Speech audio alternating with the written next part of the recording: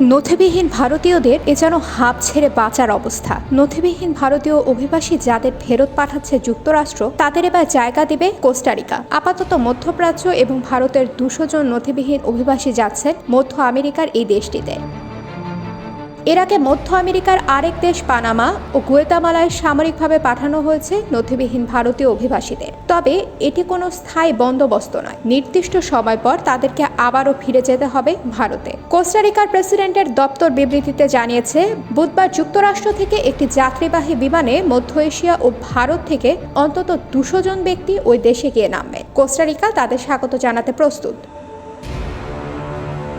Costa Rica পরবর্তীতে ওই ব্যক্তিদের নিজেদের দেশে পাঠানোর ব্যবস্থা করবে। বুধবার যারা গিয়ে পৌঁছাবেন তাদের পানামা সীমান্তর কাছে একটি অস্থায়ী অভিবাসী শিবিরে রাখা হবে বলে জানানো হয়েছে। ইন্টারন্যাশনাল অপারেশন ফর মাইগ্রেশন এবং মার্কিন সরকারের পক্ষ থেকে এর জন্য অর্থ ব্যয় করা হবে। তবে যুক্তরাষ্ট্র থেকে বিতাড়িত হওয়া এসব অভিবাসন প্রত্যাশীদের কোস্টারিকা থেকে কবে তাদের নিজেদের দেশে পাঠানো হবে তা জানানো হয়নি প্রেসিডেন্টের দপ্তরের ঘোষণায়।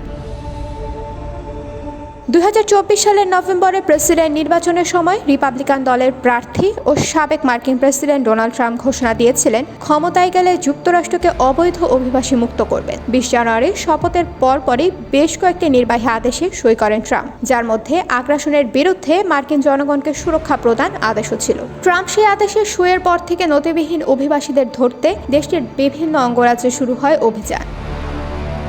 বিপুল সংখ্যক ভারতীয় অভিবাসী বসবাস করেন যুক্তরাষ্ট্রে। দেশটির দল নিরপেক্ষ শীর্ষস্থানীয় থিঙ্ক ট্যাঙ্ক সংস্থা পিউ রিসার্চ সেন্টারের তথ্য অনুসারে যুক্তরাষ্ট্রে বসবাসরত অভিবাসীদের মধ্যে শীর্ষে রয়েছেন মেক্সিকানরা। এরপরই দ্বিতীয় ও তৃতীয় স্থানে আছেন এল সালভাদর ও ভারত। এই ভারতীয়দের মধ্যে বৈধ অবৈধ দুই ধরনের অভিবাসী রয়েছে। পিউ রিসার্চ সেন্টারের তথ্য বলছে, বর্তমানে যুক্তরাষ্ট্রে বসবাস করছেন প্রায় 7,25,000 নথিবিহীন ভারতীয় অভিবাসী। জানুয়ারির শেষ দিকে যুক্তরাষ্ট্র অভিযান শুরুর কয়েকদিন পর ভারতের পররাষ্ট্রমন্ত্রী এস জয়শঙ্কর বলেছিলেন, যেসব ভারতীয় বৈধ অনুমোদন ছাড়া যুক্তরাষ্ট্রে বসবাস করছেন তাদের গ্রহণ করতে ভারত প্রস্তুত।